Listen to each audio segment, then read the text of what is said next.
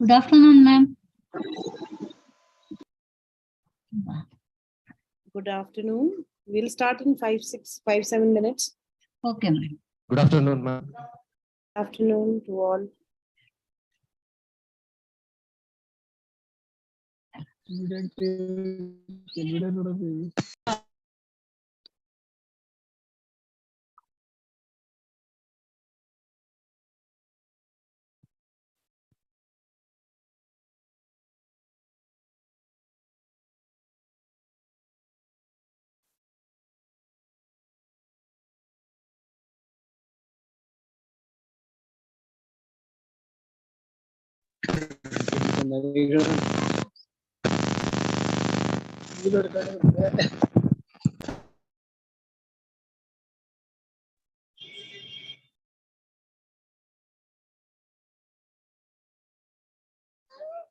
ಈಗ ಕೇಳುತ್ತಲ್ಲ.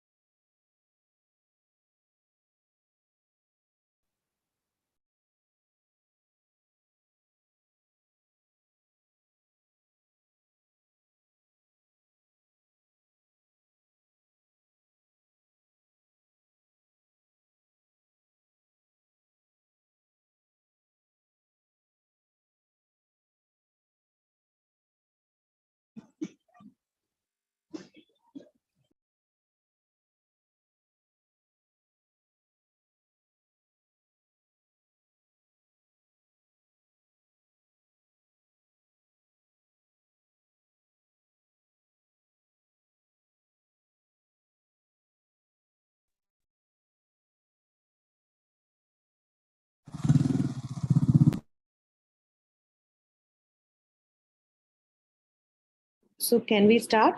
Harinakshi ma'am. Yes, madam. It's already 85 students have joined. Okay. So good evening to all the students over here. I'm Dr. Anita Walia. I'll be one of the trainer for your expert session. And I will be taking you through certain kinds of examples and try to connect you,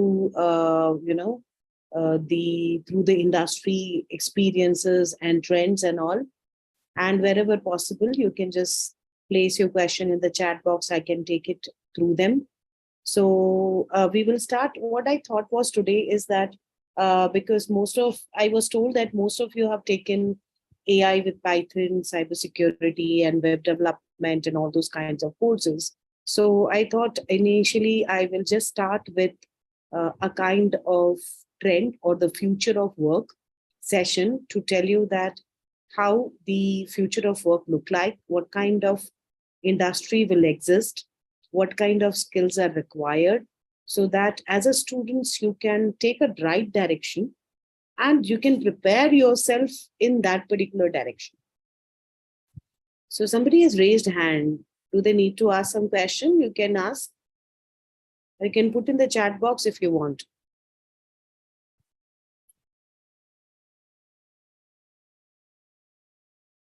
Okay then. No?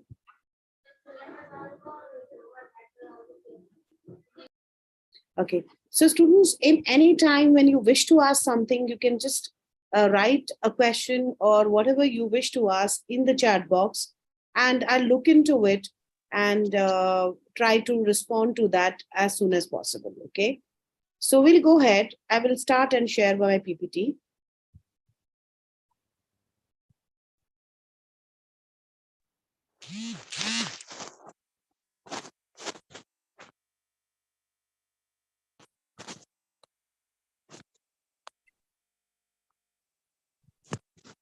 Just give me a few seconds.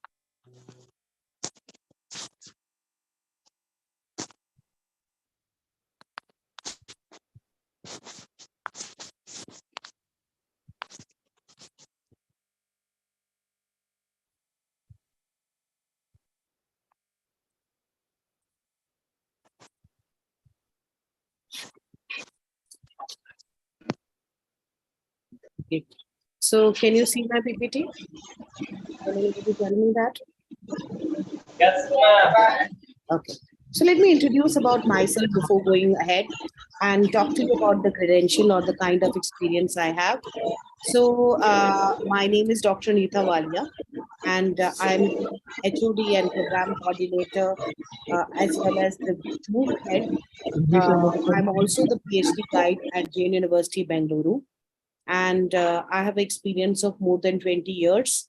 Out of that, 8 years I have worked in companies like ITC Infotech, Wipro, these companies. Then I joined the education industry, and from last 13 years I've been in the education industry. And according, if you need to know my education qualification, so I'm PhD in MBA in HR, and then I have done my MBA, and I also have 3 years software diploma. At that time when I started learning computers, we didn't have many engineering colleges who were offering software developing course. So I did my software development course from NIT. I have written more than 30 plus research paper, which has been published in international journals. Uh, I have also trained more than 300 professional, which includes corporate as well as academician. Some of the training which I have conducted were, India nationwide, was sponsored by UGC and AICT. I've done also the project with UGC and AICTE. I'm also a visiting faculty NSCREL cell at IM Bangalore, which is basically looking after development of the entrepreneurship cell. And recently I have conducted a program where I have trained 100 women across India on entrepreneurship, which was sponsored by Goldman Sachs. So this is a brief introduction about myself. So students, let's start and look into how the future of work will look like. Because each one of us or each one of you who has taken certain course from whichever city you've been participating, always wondering that, am I in the right direction? Am I preparing myself and I'm taking a right direction or not? There'll be a lot of people who come to you. There'll be a lot of teachers who come to you, and you can take advice from them, and they tell you that, okay, do this, do these courses, develop these kinds of skills. And the same thing happens with me as a teacher. I also get a lot of questions from the students who come to me and say, ma'am, I'm doing MBA. I have done engineering. Am I on the right path? Should I take this particular subject? What is the job opportunity I have for this particular area? And will it exist after a certain time or not? So students, according to my experience, in whatever seminars or whatever, the people in the corporate I have been interacting with, and based on that, I made my session. And the kind of advice what I give to the student, same advice I'm going to give it to you, but it is most formal in the form of the presentation.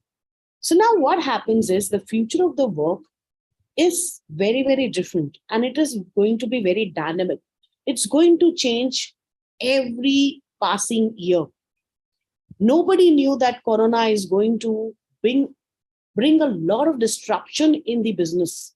The business world as such is very dynamic. The market is very turbulent. There are a lot of factors like economical, financial, social, political, technological factors which change or reshape the business from time to time. But there are more number of factors which are adding up. And those factors are something which are not taught to the management students. Those are the factors which are not known to us. Like just like how we never knew that there is a kind of a pandemic which is going to, cause a disruption in the jobs. There's a kind of a pandemic which is going to change the scenario, the way the people work. So let's look into this and see how people are basically, behaving and what is the kind of the change. So what I did was I prepared my presentation based on the next 20 years, right? I may be correct in this because what I did, I have, looked into a lot of surveys which are done by a lot of companies. And these surveys I have considered while preparing my presentations. And I think that I may be doing a right thing by telling you and guiding you that how do you should go about it. What kind of skills, even if you have taken artificial intelligence or Python, you might be learning coding, but along with the coding, is there anything else you should prepare yourself for?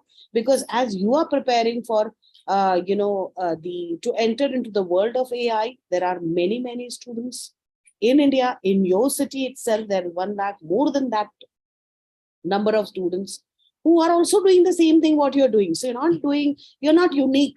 You're not developing a unique skill. So what is it so that you can create a mark in the organization? And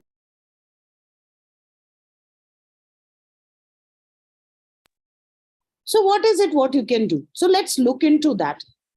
So when I say the future of work, students, I don't wish to present a very distant scenario. I'm not saying that after 10 years, after 20 years, you will find the scenario. We live in the world where trend norms are changing at the bat of an eye. The future of change is already here. It is changing how people think about their jobs. And managing this transition is so big challenge that business leaders are facing every time. And there are a lot of educational institutes also across the world, whether it is Harvard, Stanford, or any big institute, or even in India also. Everybody is struggling to find out that how do we make student not job ready, but future job ready.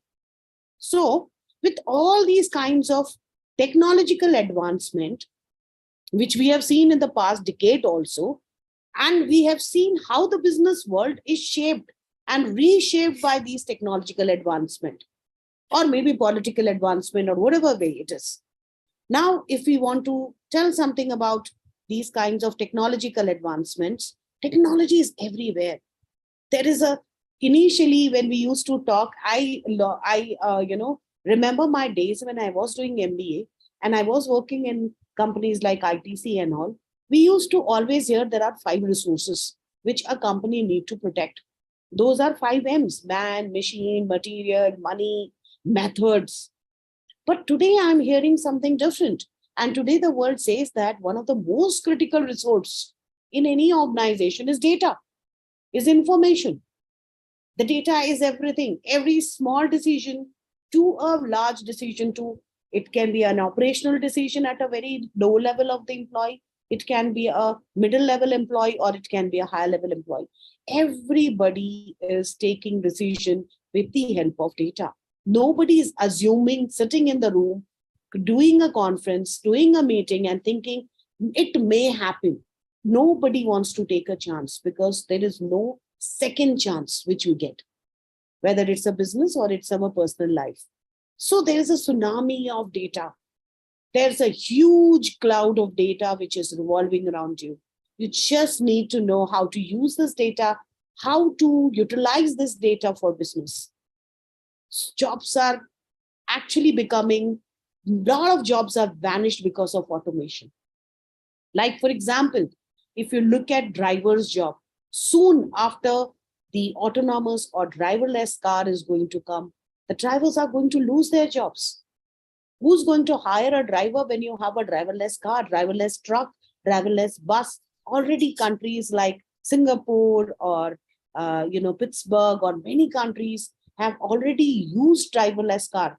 Google, Tesla, all of them are ready with the car to launch in the market. They have tested and driven it from 5 to 6 years.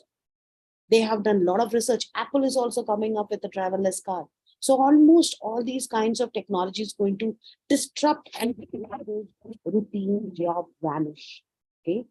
So again, the kind of shift which I see now is the gig economy. The gig economy is the economy where people are becoming freelancer.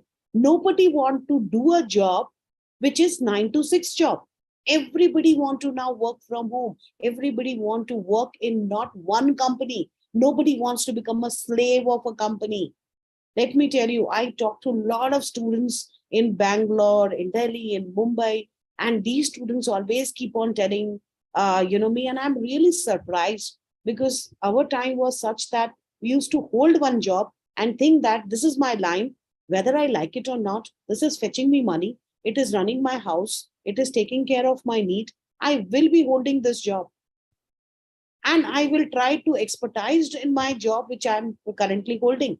But today, you people have a lot of opportunity at the same time, a lot of competition, a lot of things. So there are certain number of people. I talk to my daughter. She says that I'm not bothered about what job. I am looking about my happiness. If I'm happy in one job, if I don't like this, I may shift it to something else. So the gig economy is working now. The digital transformation is making this gig economy. What is gig economy? Gig economy means freelancers. If you look at, I will give you simple example, students. Like for example, initially we used to go to beauty parlor and we used to have beauticians over there who will take care, who will cut our hairs, do so many things. And these people are the people now who have become a gig workers, and they are like, for example, the company like Urban Clap. Now the beauticians are coming home and they are earning a lot of money. When I call some beautician at my home, because everybody wants now service at home, nobody has time to go to beauty parlor and do that. So the customer need is changing, market is changing, demand and the customer need is changing. So the customer doesn't have time now. Nobody has time to go to a particular parlor and get themselves ready or get their haircut and all. So it is the convenience, it is a doorstep service which is creating, which is again reshaping the business. So gig econ workers, so these beauticians, they also have a kind of a requirement where they say that why do we work and slog for 10 hours and get 15,000, 20,000 in a parlor where we can just go serve a person, come back, sit at our home, do 3-4 jobs in one day, and we earn 30, 40,000. And really what I'm telling is the truth, students. In Bangalore, there are cooks who earns more than 30,000 by working in 3 houses or 4, 5 houses. There are parlor people, there are electrician, plumber. So I'm not only just talking about the low job category. I'm also, because these are all semi-skilled workers. So skilled workers has a demand now because of the digital transformation. Our working life is changing dramatically. And the good news is that the new highly digitized business environment is balanced by human-centric orientation. That means talents can collaborate with the technology and find a new specific skills. And this transformation is very, very important. So if you are looking for a kind of a regular job that, okay, fine, I'm going to work in an organization where I'm going to work from 9 to 5, I'm going to serve as a clerk in a bank, I'm going to serve as a customer representative in a company, I'm going to serve as a marketing executive, whatever you are feeling, those jobs will be soon taken over by automation, by robots, by AI. Nobody needs those people. You'll become a useless item. So why not develop specific skills? Why not develop skills which are in demand? And these skills also include your personality skills, like flexibility. Flexibility, as I said, human orientation skills, problem solving. Do you have those skills that you can go ahead and do the problem solving? So let's understand 3 essential skills. Now, the game has changed. The word work differently now, doesn't it? The pandemic restriction, the future of work, which has arrived very quickly because of the pandemic, is driven by our action and reaction. Most of the people, as just now I told you, that people don't want to go to a shop to buy a furniture. Nobody thought that people can sit at home and buy a lens, a glasses for themselves. Everybody thought that we have to go to a shop. How many of you might have thought, or you may have, your parents might have thought, oh, I have to buy a new glasses. Oh, when should I get a time? Should I take a leave? Should I take a holiday and go to a lens, optician? And should I get my eyes checked?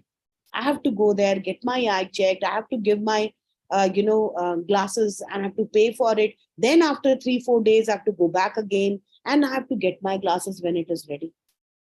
So everybody has to take out time to do this work. But today, the digital transformation has made all these work very, very convenient for you. You don't have to move from your house. You just go to Lenskart and you just select. You can try out on yourself by looking at the photograph or by the, what kind of 360-degree view they give you. And by wearing it in the virtual dressing rooms and try on. The optician can come at your home and do the test for you. You can talk to a doctor for small illness. You don't have to go to hospitals. So many things are happening now. And this is one of the major factor which has contributed, and why it has come so fast is because of the pandemic, because of the restriction, because of we want to try to stay safe. And also in the business also, people know that the demand, the need of the customer has changed. So we implement a new digital platform and applications nowadays. The business is also doing that. Okay. In many cases, we have transformed the business, which is going through 2021, when we were under the COVID-19 situation. Technology didn't stop generating. Technology still started developing. There were new kinds of technology which came. Like, for example, Internet of Things.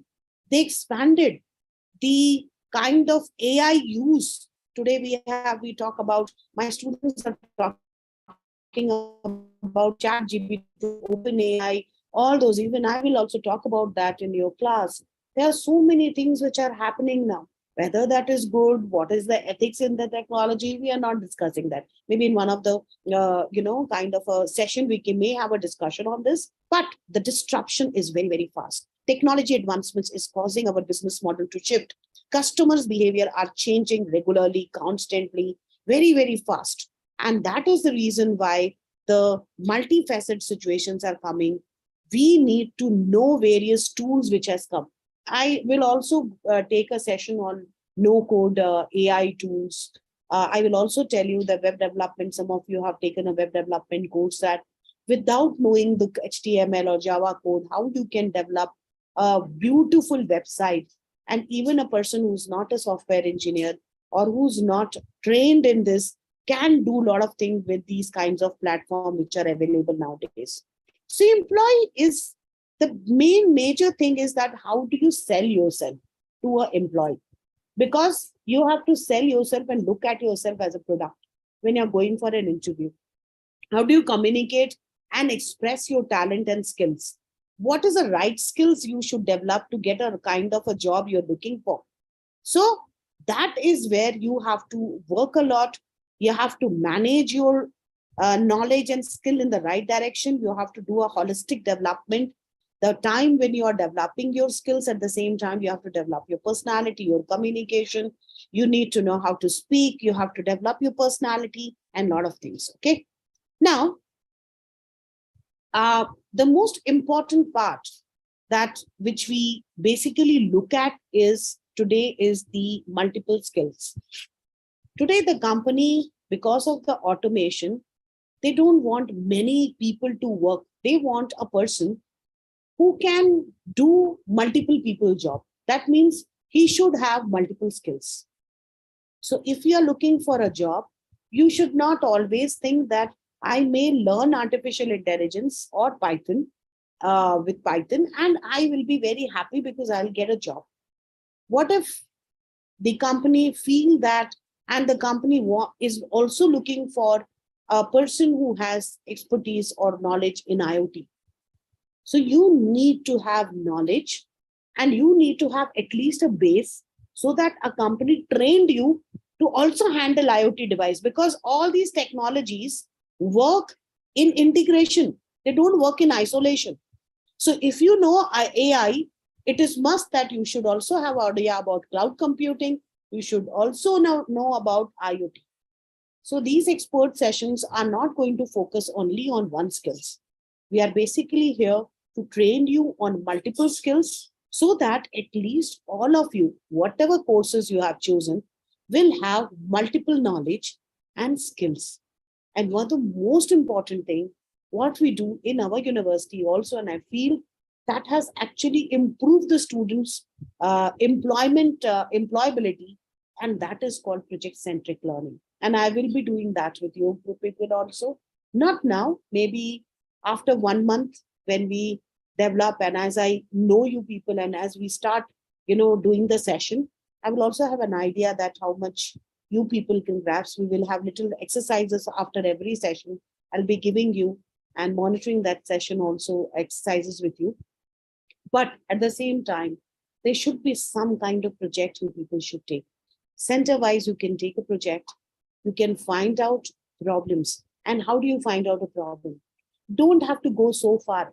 Don't think about national problem. Think about yourself. Think what is surrounded, what problem is surrounding by you. For example, when you go out, do you see any problem which bothers you? Whether it can be a transportation problem, you don't get information about transportation, so companies come like that. Do you have a problem in getting food? Do you have a problem in education? Do you have a problem anywhere? Try to develop a solution, a technological solution for that, and create a project. Student life should be not only dedicated for knowledge. Today, it is more than knowledge earning. It is more than skill development, is about doing projects. Big companies will give you always an advantage or a credit if you have done some projects.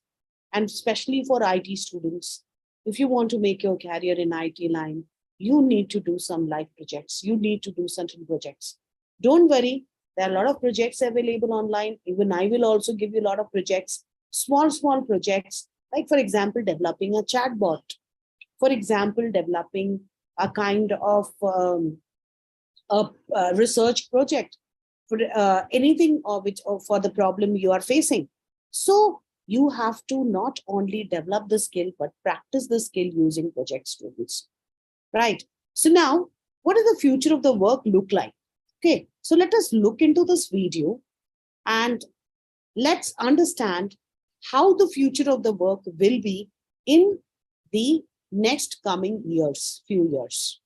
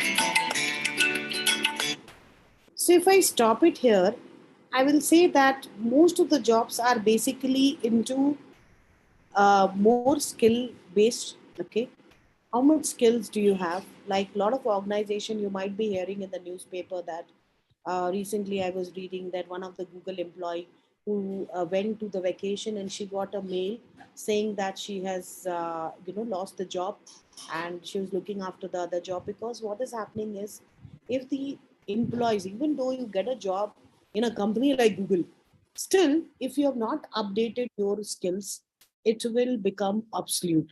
What is happening is, there was a time, my time, I would say that, when we had learn, stop learning and start earning. And then we don't have to look into learning unless and until we are doctors.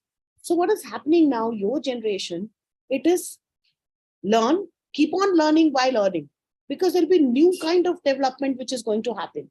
So your skill should not become absolute. You should always be in demand. So that's where we are leading into. Okay. Now, let's look into some of the technology or some of the changes which is where the career or some of those skills where you can go ahead and build your career, like metaverse. I don't know how many of you know about metaverse. Any idea what is metaverse?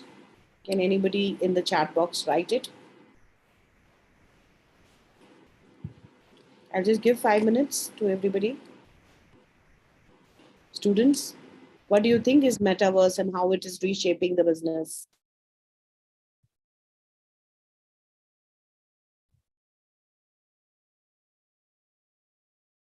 If anybody want to say something, you can raise your hand, and I will ask Karinakshi ma'am to let you unmute.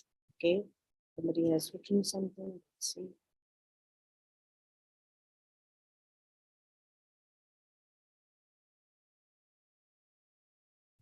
Communicating by, okay. Human working with robots, okay. Communicating by holographic, Sadik has said, okay. Correct in a way, not wrong. Hologram, type of thing. So, metaverse is a next generation of internet, blending the element of virtual reality, augmented reality, online games, social media, cryptocurrency, all these things actually is, 1 minute, just a minute.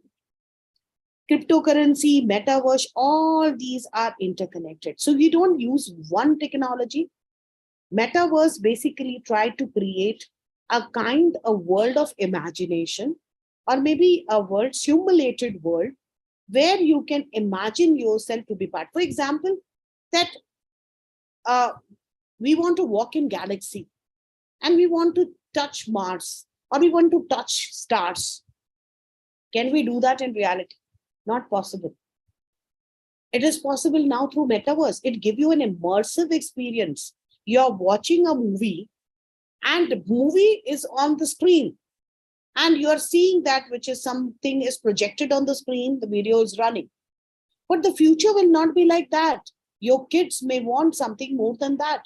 Your kid may want, we are living in the world of experiential marketing, where people want to experience things.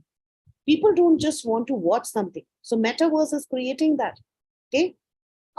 It is not a very old concept. In 1992, a sci-fi novel called Snow Crash, which was authored by Neil Stephenson, coined this word called metaverse. Everybody thinks because Mark Zuckerberg has coined this and renamed Facebook as metaverse, so that's the reason why people think that it is a word which is given by Facebook, but it's an old word. The first time is this word was heard in this particular novel, where he said that metaverse can give you a experience in the, or immersive experience in the imaginative world. This particular novel portrayed metaverse as successor of internet. We know that internet is a very powerful, but what is succeeding the internet is a metaverse. Okay. And it depicts also, the author also gave a vision of how a virtual reality based internet. We are now seeing internet. But metaverse is virtual reality based internet. It will evolve in the immediate future that was discussed in this particular novel. The metaverse and the future of the work is something which is accelerating now. The future of the work will be revolved around metaverse. And this decade will be one of the most transformational decade of your life, students. So you all, if you develop yourself in the right skills, you will be the people who will be developing the experience in the metaverse. Metaverse in the new evolving environment for organization. Just as Web3 technology, the Web 3.0 technology will transform the internet and fuel the metaverse. Web3 technology like IoTs, your virtual reality, your AI, everything, the cloud computing, all integrated. So the future of work will be transformed in the metaverse. The World Economic Forum also predicted that 58% of the company will embrace virtual reality and technology that support the transition of work into metaverse in the next 2 years. I'm not talking about next 10 years. In 2 years, metaverse is going to change the way the business is being done. So where is our organization leading to? Is it going to be in a transition?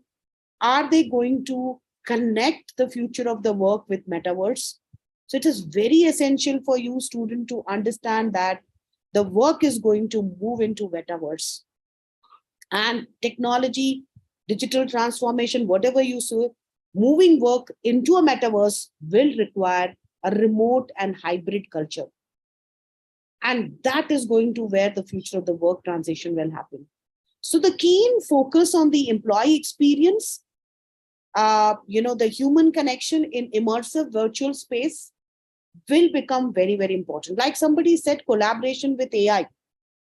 Now, what are we going to do if the technology is going to do everything? Our work is in creativity, innovation, collaborating and working. That's the reason why we don't say nowadays, we say working with robot is cobot. I'm going to talk about that also in 2 slides. So move work into metaverse requires a lot of transformational strategy. You need to develop yourself not into one particular technology, which is AI or maybe anything else or IoT. You have to develop or learn about virtual reality also, because that's going to be the thing which is going to, and don't worry, don't say that, oh, I'm going to now invest. Anita ma'am told that we have to learn about virtual reality, so let me invest in that. No investment is required. Internet is full of knowledge. There's a lot of people who are ready to give a lot of knowledge free of cost. So there's a lot of things which are available on internet. The only thing is you need to find the right knowledge and you need to do your own self-study. So metaverse is expected to generate more than 800 billion jobs. Okay. And according to a recent Gartner report, by 2026, 25% of the individual will spend at least 1 hour every day in metaverse, whether it is for work or for shopping. A lot of companies, for example, Gucci or Louis Vuitton, which are premium brand. We all wish to have a Louis Vuitton bag with us or a Gucci bag, but not all of us can buy that. But now it is possible. You can go into the metaverse shopping center of a particular, on an internet of a Gucci store and pay $1 or something, and you can buy a land in Switzerland. You can buy a land in moon. So those are the things which is possible now, and people are doing that. People are spending a lot of money. Social networking site experience is going to become very, very, innovative. Research also indicate that the metaverse, only 15% you can explain it now at present. So it is still evolving. Metaverse is in a very interesting stage. Web3 technology, what are 3 technologies, students? Blockchain, cryptocurrency, NFTs. Again, I'm repeating, blockchain, cryptocurrency, NFT, and VR and AR. These are game-changing technologies. Okay, every company is using that to enable the brand to deliver in 3D immersive experiences. And this experience is going to blur the line between physical and virtual world, because the customer wants to interact with them in a new way. They don't want to shop by going into a physical shop or online e-commerce stores. Now the customers want to see everything in their hand. They want to experience it. They want to know that. So you don't have to go to a car showroom to do a test driving. You can do a test driving by using a virtual reality sitting at your home. You can do a shopping. You can wear a dress and see how it feels. You can meet people in the conferences. You can go and check a real estate. You can just do anything, whatever, even the roller coaster you want, you can do, take that experience. So these are all digital products which are in demands because of the metaverse. Some of the biggest brands which has already established their place in the metaverse, like Coca-Cola, Nike, P&G, Louis Vuitton, Ferrari, McDonald, Stella, Microsoft, Accenture. Now, to connect with customer in a novel way, the financial institutes like JP Morgan Chase and also have stepped into metaverse. The bank is stepping into metaverse. The country of Barbados was the first nation to actually set up an embassy in a metaverse. They created an embassy which is in metaverse. So really, physically, they are not there. It is a digital, presence of this embassy in certain nation, and they are expanding their diplomatic mission. So immersive extension of remote learning, college and university around the country is launching Meta University, which is called Metaversities now.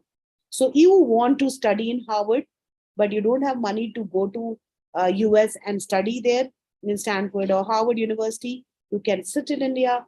You can, from your house, from any place, you can have an experience in metaverse, and you still feel like that you are in US and you are roaming around the Harvard University campus. You are being taught by the Harvard University professors, and this is what is going to bring the changes.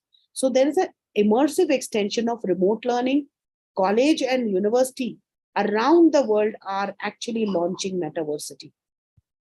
Even in the workplace, the experiences are moving into a metaverse. Accenture recently announced 150 new hires, okay? And these new hires was basically recruited through metaverse recruitment affair, which I will show you how they did it. So metaverse is not only transforming industry, but it is also developing products, services, customer experiences. The way we work has been changing. So let's look into one example, students, about talent acquisition. So I'm going to talk about, because I'm being an HR professor, so I will talk about how HR process, human resource process in the company involve acquisition of customer, employee, like hiring of employee. If you want to do a job, you'll be hired by HR. You will be trained by HR. Your performance will be evaluated by HR. So all these kinds of jobs are done by HR. Now, because of the pandemic and the future of the work is moving, there is a kind of a new kind of a model which is developed in HR world also. And this is because of the new technology. The metaverse has actually made HR change the way they recruit people. The researcher also suggests that the Gen Z candidate, which are you people, like to have a metaverse experience. Before you join a company, don't you like to know that how this company looks like? Don't you want to do a tour of the company? Don't you want to know how the company culture is? Because now what is happening? You join the company. If you fit into the culture, you stay. Otherwise, you feel suffocated and you want to come out of the company. So before joining a company, if you can feel that culture, if you can feel that experience, that is what is the requirement now. So metaverse is being added into talent acquisition. Certain top companies like, so what are the companies doing now? What are companies like Samsung, Hyundai, Siemens, PwC and Accenture? They have embedded metaverse strategy to hire people. And they have the platform like Microsoft Mesh. That's an application platform. You can try and see that in your free time. There's also a platform called Meta Horizon Workroom. They are leading the way in the facilitating the transition of HR practice. Like how we are using WeWork in Bangalore, you have Beehive, WeWork. so many facilities where the companies say to the employee, like Accentures and all these companies don't want their employee to come to their office. They say you can work from home. And moreover, if you're feeling very bored and you don't want to sit at home and work, you want to go somewhere, you can just go to WeWork, hire a room for a day. You will get an internet facility. You can hire it for 1 hour, meet your client in WeWork and come out. So that kind of a thing is happening. There are many companies who have actually done a virtual recruitment fair in the colleges. In Bangalore also, they have done it, where they have hired people in the metaverse. Okay. So I'm going to show you that how Accenture has done a virtual recruitment fair recently. See this.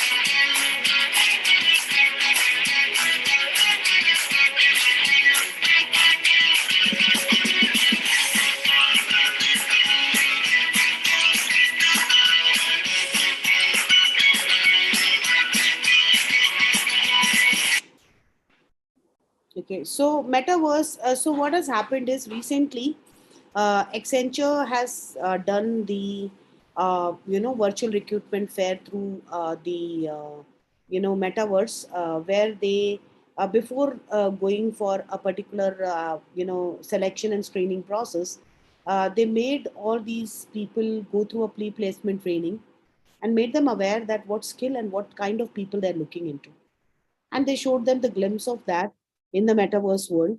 And then they said that if you're ready for this and if you notice, then we can do a, and they did also these candidates met the people online in a metaverse situation, um, to their HR recruitment. So that process has happened. So this is how the world is changing. One of the challenge many organization is facing is that, do you get a right kind of people? Are you wasting a lot of time in recruitment? Because you'll waste some 2-3 days and finally you don't find anybody. So virtual recruitment fairs are becoming a very, very common and popular way to attract large pool of candidate, and you can finish recruitment and screening in few hours instead of spending days. And you don't have to go to a one particular college and hire people. What you can do is you can do it on internet through a metaverse situation. So these are called virtual recruitment fair in metaverse. And this is also attracting a lot of people, because people who know how to use this particular technologies are participating in this. Some colleges are making a metaverse recruitment room where the people are going and participating in that. IT Mumbai has done this already. So virtual recruitment fair in metaverse. I'm sorry, my dog is barking here. So metaverse situation is enabling the applicant to attend as an avatar. You don't have to appear as your own picture, own video. You can create an avatar of yours, and how creatively you create your avatar, that also create an impression on that person. For example, your personality is an outgoing person. You're a fashion enthusiast. So you can make an avatar, make that avatar wear Gucci shirt, Louis Vuitton bag and all those kind. And you can interact with your potential employer, who's also avatar you can see. So you don't see a real person, you see an avatar of that person. So you're not nervous. Your avatar can communicate confidently, but you are guiding the avatar to answer the questions. And the avatar, because what happens in the recruitment students, when you go, there are a lot of personality factor which influence. You may know a lot of things, you can answer those questions, but because of a lot of emotional factors like fear, loss of confidence, you thinking a lot and thinking that whether I can speak proper English, your body language may sometimes hide your talent. And that's the reason why company feel the real hidden talent is not projected when they take an interview on with a real person. So in a metaverse, when you create an avatar, the avatar doesn't have that kind of a inhibition that I have to look into the eye of the person, Should I look into his eyes? Should I sit down? Should I move my hand? What kind of body language should I use? Should I blink my eyes? How loud I should speak? How fast I should speak? Only your knowledge is spoken through an avatar. And that's where the recruiter and the managers are getting information about you. They are able to do this. So recently, Samsung held a job fair in Metaverse, and they basically used this particular, platform. 1 minute, just a minute. Just a minute.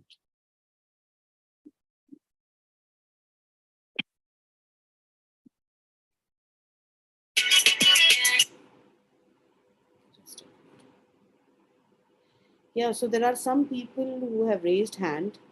So let me look into the chat also. Okay, 3D virtual world, good. Yeah, so Techno KGP, I think from the beginning, these hands are raised. If somebody wants to say something, they can come ahead and speak, or maybe they can write in the chat box. It will be better if we have a better interactive section.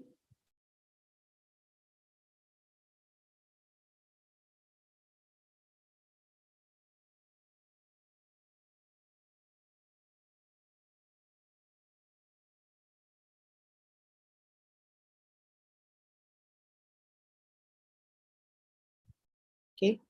So I was telling you about recruitment process, how it is happening, and Accenture had recently come up with something called Career Verse, and they ran it for 1 month. They started on 22nd April 2022.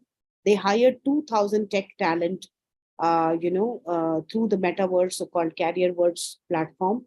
And in the long run, Accenture wants to have the ability to collaborate with this kind of technology. They want to hire people who know this technology. So this is where the companies are leading into. So this already I have told you. Now, let's also look into how industry is changing. So one of the very, very important part is that it is not only the IT industry or the big companies are changing. The technology is also converting agriculture or a kind of occupation which is in the very remote area or not a very developed area in a country. So when we talk about industrial revolution, people talk about industry revolution 4.0, but certain countries have already arrived into 5.0 industrial revolution. So industrial revolution, let me give you a small glimpse of that because everybody talks about that today. Industrial revolution 1 was a world where we have mechanism like in 1800 century, 19th century, we can say that the mechanical work was in progress. Steam engine power, water power was like, for example, the train run on steam engines, they were used. The second revolution was where electricity was used, mass production in factory was used, assembly line. Third industrial revolution came in 2000, which is 21st century, where we had automation, computers, electronic world, evolving. And these first three industrial revolution actually has transformed the way society is working, the way the people are working and living. Now companies are more productive, efficient due to the new machineries. A lot of automation happened in these three industrial revolution. New sources of energy evolved. New way of arranging work or method of doing work evolved. No labor work, it shifted to automation. Then 2010. Now, if you can see that after every 100 years, in these first three industrial revolution happened after an interval of 100 years. But the fourth revolution happened within 10 years. So every 10 years, and it is going to now reduce, every 5 years, we will have one industrial revolution. The fourth industrial revolution, which everybody is talking now, and everybody say India is in that stage of fourth industrial revolution. And the fourth industrial revolution is about machine replacing human being. How the manufacturing industries are becoming smart. Everything is becoming smart. We are using IoT integrated smart factories. That means Industry 4.0 focus on artificial intelligence, computer-based system like cybersecurity or cyber-physical, networking, cloud servers, machine learning, 3D printers, automation, VR, AR, metaverse, so many things. Okay. So now when we say Industry 4.0, still there are certain part of the world which has already crossed that Industry 4.0. India is in 4.0. But certain industry like in Europe, they have crossed that and they have reached to Industry 5.0. Industry 4.0 is not fully incorporated in India. But people still are talking in the Western countries about Industry 4.0. Industry 5.0. Industry 4.0 is about connecting world, a connected world where everything can communicate to each other. A physical object, your computer, your television, your car, your shoes, everything, your sofa, your furnitures, your house, communicating to yourself. That's the world is Industry 4.0. But Industry 4.0 is something really different, which is about somebody now telling in the chat box, the collaboration between human and machines. The fifth revolution is about connecting people with robots, right? It is like the fourth revolution started in 2010, changed the way the company functions, like automations, replacing a lot of robots were used in automobile industry, which we will do in the due course of time and learn about that, how smart factories are functioning with AI and IoT. And the time when businesses have been influenced by Industry 4.0, at the same time, the fifth Industry 5.0 is also in focus. And the top trend of Industrial 5.0 is factories. The reintroduction of human and mind into industrial structure. Human and machines are going to work together. Okay. In Industry 5.0, there will be a collaboration of human and robots working together. And that's why we say collaborative robots. Robots aren't supposed to succeed human being or become a threat for human being, but they are supposed to work with human being. They are supposed to collaborate. So 5.0 will create more jobs than eliminating, but routine jobs will be eliminated. If you're aiming for that, you are in wrong direction. Okay. So let's look into some big pictures of what technology trend is there in the Industry 5.0. Now, when we talk about technologies, what kind of technology is going to be impacting the business in the future? And because as we are already in the 4.0, it is not transit into 5.0. So we will talk more about the Industry 4.0 technology. Like, let's take an example of a mobile app on your smartphone, which I suspect many of you have. Almost all of us use it. And you already know how valuable it has become. There were a few years back when we didn't know that there will be an app like this, which will guide you, which will not only tell you that what is the direction, you can now, you don't have to take a help of somebody to reach somewhere. You can go to any foreign location and take a help of a map and reach to a particular location. Not only this, it also drive you and tell you about the traffic congestion. It also tell you about the nearby restaurants. It also tell you about the nearby petrol pump, anything nearby, hospitals, emergency numbers, so many things it is doing that. So there are so many apps which are available.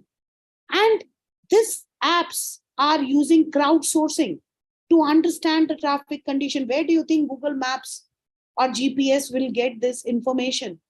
They don't collect that information. They have to hire people to collect the information about traffic. How do they know that they have to hire people in India and these people will just collect information about traffic? It's not possible. So crowdsourcing is happening. The crowdsourcing from the various source information is gathered about the traffic condition. So it provides the information on variety of useful factor for your trip, during your trip. But what does it take to have a successful mapping app to make this a kind of a service with real value for million of users. The basic must be some kind of a wireless infrastructure, a network of satellite. These are some technology which are used. Network of satellite, the internet, the low cost storage, processing technology to fit into your mobile phone, because it has to be done into your mobile phone. So there should be a software to process those information and give you the input or the output. Sorry. So it will take an input, process it with some kind of application, and these applications are stored in cloud servers. So to fit a mobile phone, a matured mobile phone operating system, you need software development kits in the mobile application, you need an expert mobile phone developer, you need. So it becomes a very clear that there are so many integrated things which you need to just run a mapping app. Each of these areas represent incredible human achievements. Take, for instance, our satellite-based navigation system. Call it Global Positioning System or GPS, which we call. This is a network of at least 24 satellites that enable GPS to work in our weather condition, in any weather condition, anywhere in the world, 24 hours a day, without any cost to the user. And it is a product of the US Department of Defense project. It is now enabling an extraordinary amount of innovation. And the second example, let us look at on-demand, what you called the taxis or transportation systems. And we are talking about using a smartphone to, like for Uber, Ola, to schedule a car pickup now. What does it take for this solution to emerge? How do we do this? How do we connect the driver to the rider? And how do we do it with everyone in any other places?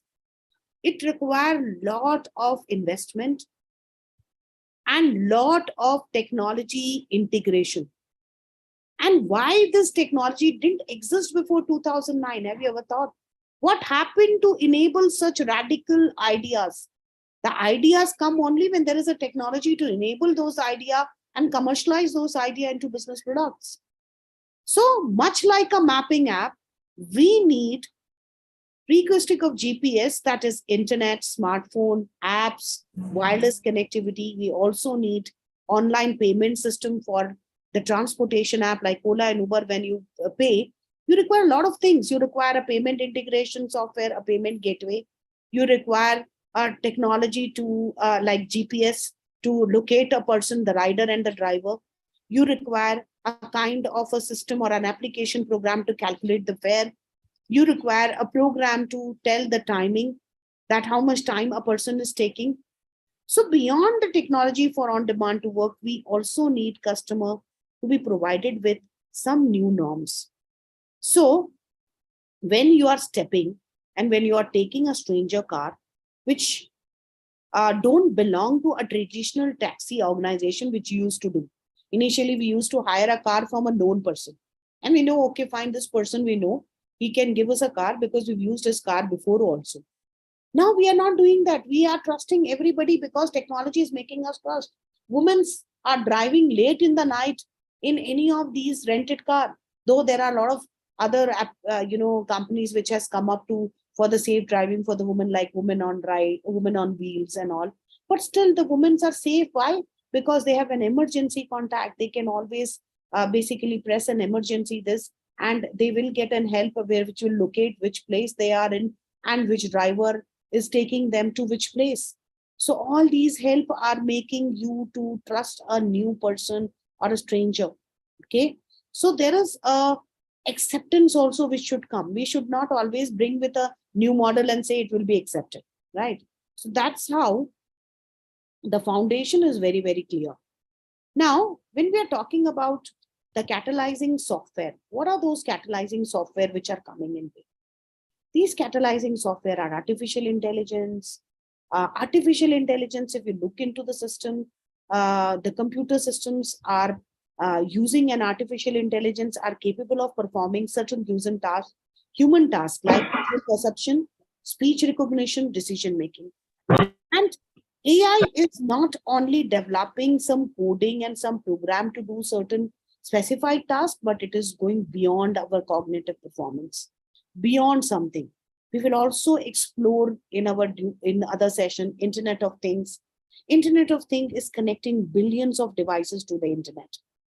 And we will also look into one of the session which I may touch upon is on blockchain. That how blockchain is also not only, it is for the people who are doing specialization in finance, but it is also for the people who are learning technology. Because it is not about the underlying technology about cryptocurrency or anything related to the finance or coming up with a multidiscipline ledger system or something like that. But blockchain is also something which is impacting our social networking side. So that also, I'm just writing a research paper on that. Now let's look into one technology at a time. So I'll go a little fast and we will focus on certain technology. Any questions so far, students? I'll just give a pause for some minute. Maybe some of you can ask something. Because I'm just giving you a snap view or snapshot of what will be the future session can be. And see, all these expert sessions are meant or given by QNX to tell you what is happening in the world of work. Okay. And how do you connect to that world of work? While you are learning this technology, which is a knowledge and skill you're building, at the same time, it is very important you should know that what is happening, how these technologies are in practical way used by companies. What is the application of this? I'm learning coding, but how do I apply that? So that's the reason why working on a project is must. You all should work on a project. And I will be giving you project from beginner level to intermediate level to a higher level. And your trainers who are training you will help you in doing that project. And I'm also there as a mentor. So we will do certain project before the end of these 3.5 or 4 months. You all should have one particular project done in any domain. You can integrate technologies, IoT, AI. Don't limit yourself to only one technology. Okay. So no questions. So let's look into one of these technologies, snapshot of that. I just deliberately took this picture because when I teach in the class, when I used to teach about artificial intelligence, and I used to see that, can you give an example of artificial? And all the students, especially in Bangalore, they'll say, Ma'am Chitti, because everybody's a big fan of Rajnikant. So I said, okay, fine, let me put the picture of, Chitti, because that's the most famous robot or maybe a kind of imagination of robot in your mind. So when we're talking about artificial intelligence, what is the fourth industrial revolution, one of the most biggest characteristic of fourth industrial revolution is the evolution of artificial intelligence to the next level. Okay. Artificial intelligence is developed from 1950s and it has been developing from there. One of the best definition which I like about artificial intelligence is that, what is artificial intelligence? Artificial intelligence tried to build a machine which can imitate human intelligence. Human intelligence is superb.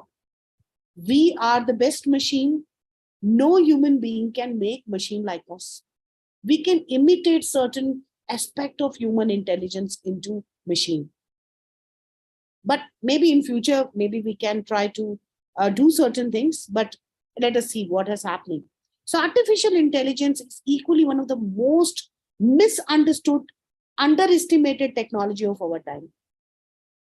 And for example, if you might have, whenever you think about artificial intelligence, you might be thinking about certain movies like Space Odyssey, C-3PO, Star Wars, and all those kinds, right? And artificial intelligence is an umbrella term for several types of technology.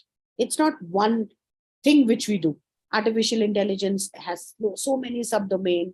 You want to build a human vision, where a computer, human vision can be possible through your camera. Your camera also has a vision. Like a camera, your phone has a camera which has a vision. But can it interpret it? what it has seen, like a human being. Your eyes, whatever it sees, it can interpret it, classify, and tell you what it is. Okay. You look at your mother and you can understand whether your mother is angry at you, or she's smiling, or she's accepting what you say. So all those kinds of the intelligence of the one human vision. Then speech, then NLP, so many things are there. So it is integrated with so many technology. So this is a definition of the definition which I like, which says the capability of machine to imitate human intelligent behavior. The other definitions have a lot of variation, but the idea that human activities like walking, talking, holding things in your hand, throwing balls, these are small activities. When you're playing a simple game and you throw a ball to your friend, you throw in a direction, you use an intelligence, and you are throwing that ball in a direction so that a person, so your father is throwing a ball to a small child. So the father will know that I should not throw a ball at a high speed so that it should not hurt the child. And I should throw a ball in a way that child can catch that ball. So catching of the ball, throwing of the ball is also a way of human intelligence. So how do you make machine imitate the same behavior? Now, this conclusion does not automatically infer that they achieve. Now, there are certain things which machine can't achieve, like consciousness, emotions. How can a machine look at you and tell whether you are sad, you are depressed? Like your mother, if she looks at you, and your friends also, they look at you and they say that, oh, you are happy, you are sad today. And they say, your eyes look sad to me today. Your smile is fake smile. How do we understand those things? How do we understand and interpret what we see? And how do we reciprocate in the terms of, what you call the emotions? So there are a lot of things which artificial intelligence have to handle. A lot of ethics, lot of emotions, lot of consciousness. Will the AI, where AI goal is to build a computer which can have every kind of a visual analysis what a human being can do, but still it is not achieved. A sound may sound simple about like how the visual and audio interpretation by the AI can cause certain things. For example, driverless car.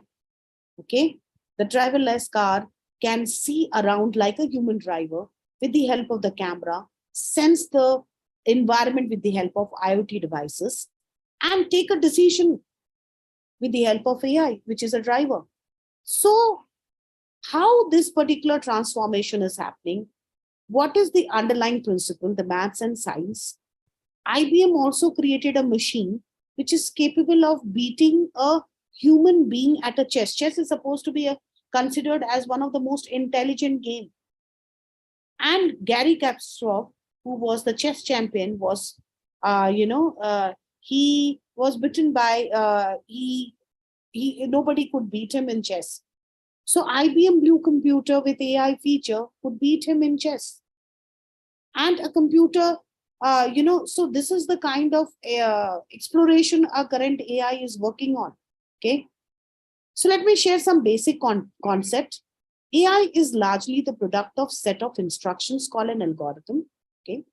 And that describe a process to execute under certain circumstances. You can think like that. If this, then what? Okay. If it is raining, for example, then the sprinkler should not function. Okay. Then there is a condition and action. So you have always a computer algorithm built on certain conditions.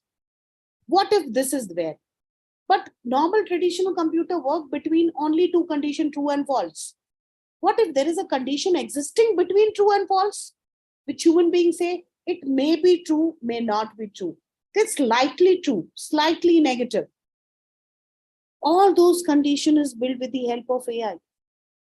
And that's the achievement, and that's where we are using the subset of AI, like machine learning, MN, the computer vision, NLP, and like that.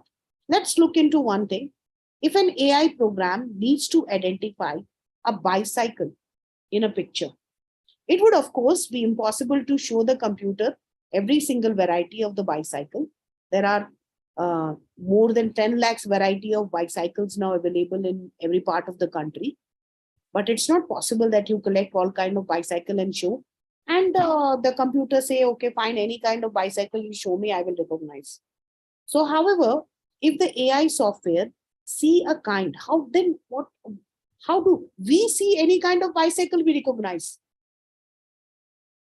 And we have not been trained on that. We have not been feeded with all kinds of pictures of bicycle in us, in our storage, in our brain. Then how does a computer do that? So what does a computer machine does? AI software see a pattern from lot of data, because see, AI doesn't work without data. So we feed lot of data related to every kind of bicycle which is possible to feed. And it understands that maybe the bicycle has these characteristics. Like, for example, 2 tires.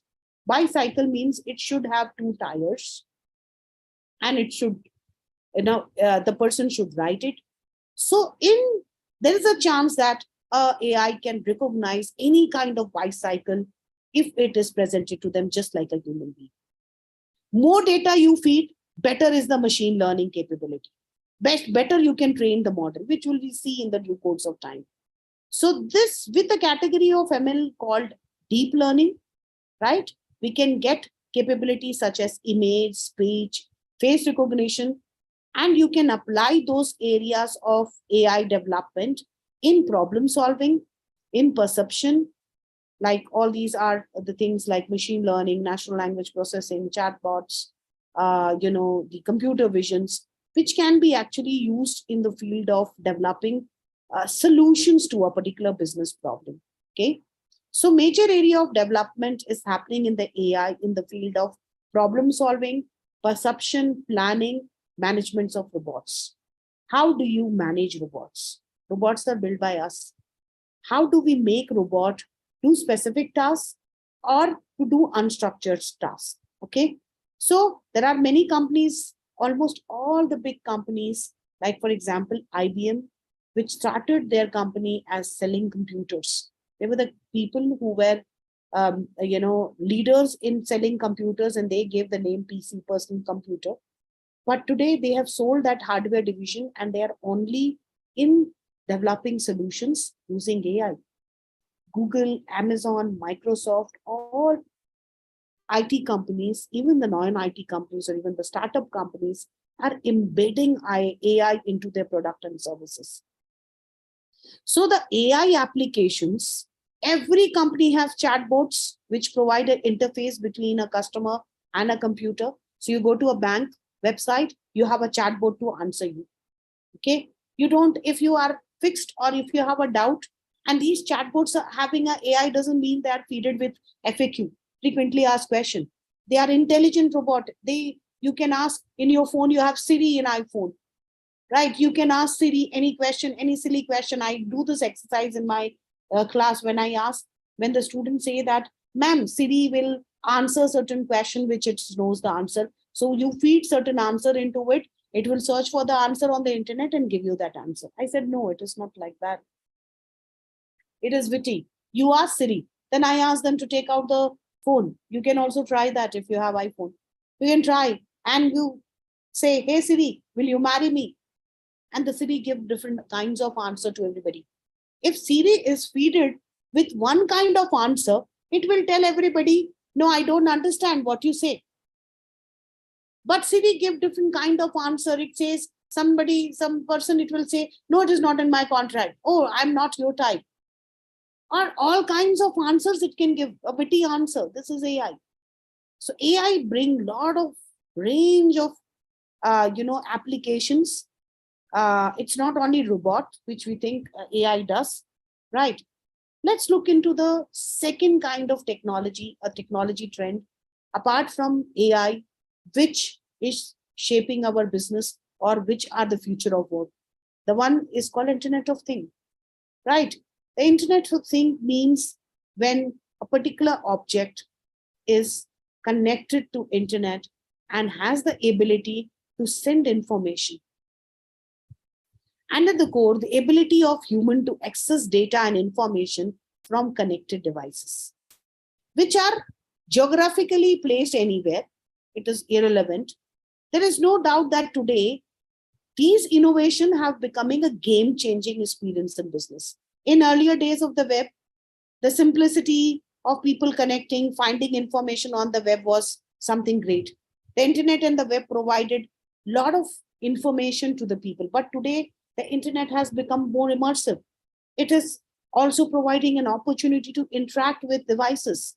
So the internet to interact with machine, to conduct action, or to transfer information and help in taking decision is something which is IoT.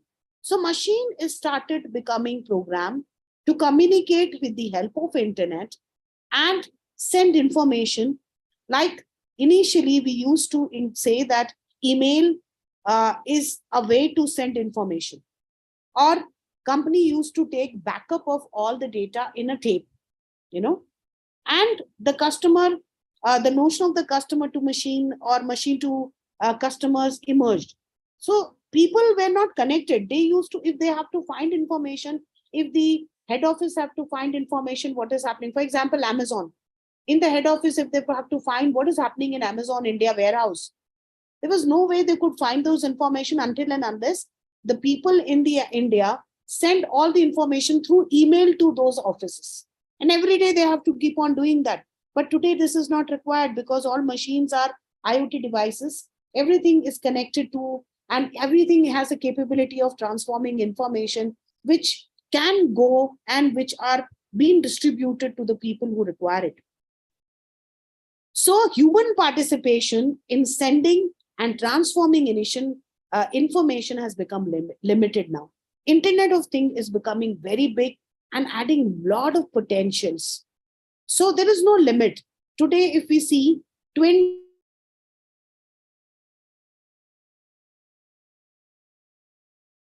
the number is going high day by day. By 2030, 24.6 billion devices. It can be your cycle. It can be a desk, which you have a normal table, a furniture will give you information. It will be your bag, which will have an IoT device, which will tell you that whether you forgot to take your bottle with you or not. Forget about the smart homes, smart factories, and all those kinds of things. So Internet of Things is going to go beyond connecting a device. So Industry 4.0 says that everything should be connected. Everything should have an ability to transform information. We should know about everything. A new type of thermostat, for example, in the home, the company called Nest, which is bought by the Google. So when you have a thermostat at your home, which is connected to the internet, this thermostat will have a Wi-Fi network.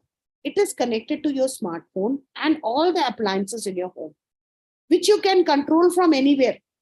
Your computer, your AC, your washing machine, your television, your lights, everything can be connected, can be controlled by you from your office, from anywhere. For example, if you want to control your AC, the ACs become smart. Why? Because of the IoT devices. These IoT devices will sense how many people are there in one room. Depending on the people, it will increase the temperature. Suppose there is nobody in the room, it will decrease the temperature. So they are becoming smart. Their energy utilization is very, very less. So that's where the internet, the breakthrough is happening. Smart home is one of the applications in Bangalore. There are a lot of houses which are smart home, which you can find out in the office whether you have switch off your AC, switch off your geyser in the house or television in the house. You can do that even if you have not done from your home. So online data will give a lot of information to the consumer to help them in energy saving.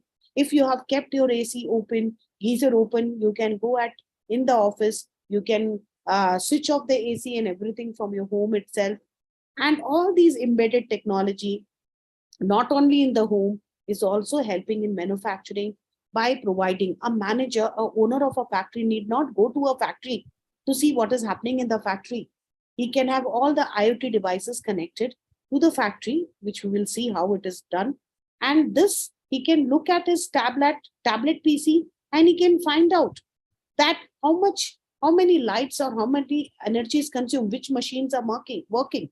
Not only it will improve the efficiency, it will improve the supply chain efficiency in the e-commerce, but in the factory, it can go with something called predictive maintenance.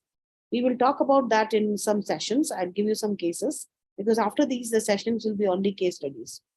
So the industrial internet is something which is coming up with predictive maintenance. No factory want to stop production because of failure in the machine. Failure in the machine means stop in the production.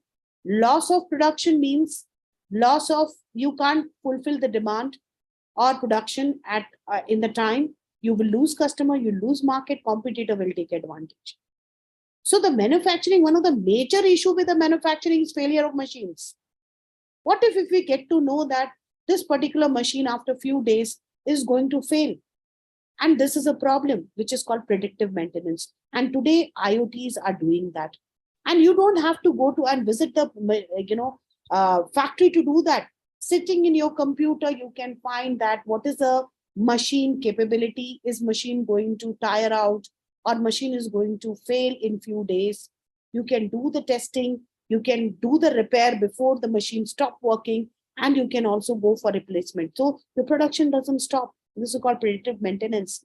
And smart manufacturing, Toyota, Volvo, all these companies are not only using AI, robots to do their manufacturing of transportation, but also using IoT, which is embedded into the machines, not only to monitor the manufacturing process or this process, but also to do the predictive maintenance. So predictive maintenance has become one major issue. So everything is connected. You can control the temperature, you can control the pressure level, you can control the wastage. Using a machine learning, you can have sensors controlling and monitoring all these devices, all these machines. You can take a decisions that whether you want to run certain machines, how many people you require, how many hours a machine can run in the night, and you don't require a worker. You can just monitor from your home. You can stop the machine, you can start the machine, you can accelerate the machine, you can see the production level, you can see the wastage level, everything you can do that. So that's a possibility because of Internet of Things, students. Now let's move into the other kind, which is blockchain. So I'll just go very fast on this. The emergence of the blockchain technology is very, very instrumental in changing the way the banking and financial world is working. Blockchain is something which is a distributed ledger technology, the DLT, which we say, distributed ledger technology, which came to life with whenever it comes to our mind, blockchain, we always think about cryptocurrency, bitcoins, and you also know that bitcoins require database of validation, secure transaction. So the transaction, because of the blockchain, a lot of frauds. You might have seen a series in Netflix called Jamtara, where there's a lot of phishing activities, a lot of other kind of criminal activities, fraudulent transactions happening. So all these fraudulent transactions will stop if the blockchain come into operation or in applications. So currency, the Bitcoin offers a series of currency purchase trades and a lot of things, database storage of all the financial transaction, which is in the form of the block, which is a sequence in the chain. So a new technology, and that database, that is the reason why it's called blockchain. So in the next few years, after the emergence of Bitcoins, blockchain technology is going to take or reach with the banking and financial industry. Even the currency which we are using is going to be replaced by cryptocurrency. Still in India, people are not using it, but soon the cryptocurrency is going to replace our normal currency. And distributed ledger system is going to reduce or may totally eliminate the number of frauds which are happening. Nobody is going to lose money. Anybody who's trying to modify the transaction details or trying to do any cheating or hacking or something. It is not possible because of the blockchain technology. Blockchain is not only impacting students on financial, industry, but it is also impacting the social networking side. Some maybe one day I can tell you about this. So this is the blockchain technology. Let us look into the other one, which is autonomous vehicles. Driverless car are becoming a new thing. It is using a lot of integrated technology like your sensors, IoT devices, cameras, artificial intelligence, a lot of things. Google has tested the car. Tesla is already ready with that. There are countries who are running driverless trucks, driverless bus. Singapore is using driverless bus. Number of accidents are reducing because of the human error. We know that a lot of people die because of the human error, maybe drinking in the influence of alcohol, your vision problem. So there's a lot of accident which happens, and the driving from 1980 is actually a visual driven experiment. So the computer vision using a technology called lidar, which uses a laser basically to target and find out with the help of the sensors around the car. You can sense the surrounding, you can find out, you can look at 60 meters ahead, which is not possible by human driver to see that. And you can monitor the driving of your car. You can sit in the office and call the car to your office. So there are a lot of integrated technology which is used in the autonomous vehicle, and these integrated technology is basically the IoT, the AI, and cloud computing. So many things are there. But then again, there is also a concern about the hacking. That what if you're calling the car and somebody hacked the software and basically make the car do some kind of a criminal activities? Who's responsible? Because you are not there in the car. Because the legal framework is not ready for these kinds of car to operate in countries. That's the reason why these cars are not available in the market in a commercial purpose. Otherwise, the the autonomous car is going to create a lot of, disruption in the market. At the same time, it's going to eliminate the job of drivers also. So now let's see the future of work. As I was telling you, that the global market is going to change, the working condition is going to change, there will be a new style of working, there will be the automation which is going to increase day by day. The fourth industrial revolution say that everybody should stay connected. Fifth revolution says that you should know how to work with robots, you should know how to instruct the robot, how to take the work from the robot. So the style of the work, the impact of automation is going to change a lot.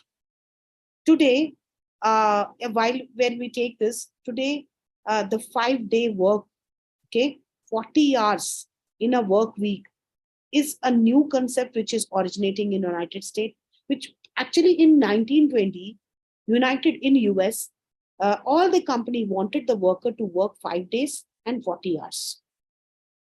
Second industrial revolution, the factory workers could work for 16 hours in a day. Today, in most of the developed nation, 8 hours of work day is common, even in India. Nobody is allowed to work more than 8 hours. There are a lot of labor law which says that 48 hours is enough. People in Europe are working compressed work week, where they're working 4 days in a week, and rest 3 days they are taking a holiday, but they are taking a long hours of work. They're working 10 to 12 hours. So third and the fourth industrial revolution is providing a new work option. Internet has enabled millions of people to work for themselves, collaborate. You don't have to meet somebody physically, and you can work, and you don't have to see that person, and you don't have to interact with that person. You're interacting only on internet. So the work is becoming very innovative, very creative in terms of marketing, design, software development. Administrative task is taking a new shape with the help of internet. So 40 hours of work week is suddenly becoming less because of automation, because of technology. More emphasis is on informative workers. In United States by 2005, 30% of the US workforce had become a contractor worker. Even in India now, as I told you initially, that we have entered into the gig economy, where no longer person want to work in one company.